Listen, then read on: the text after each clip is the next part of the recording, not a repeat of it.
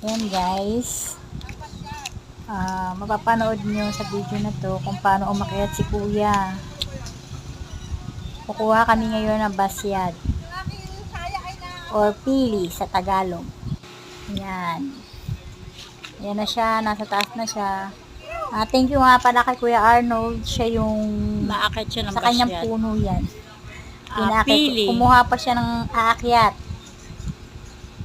Thank you kuya.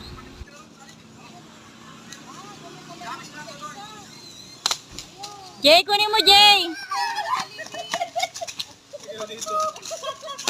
Dali, dali!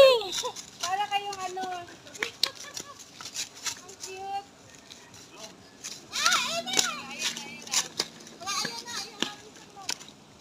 Ang aming binibining tagapulot. Dayaki, dampot! Aday, dampot na mga nalalaglag.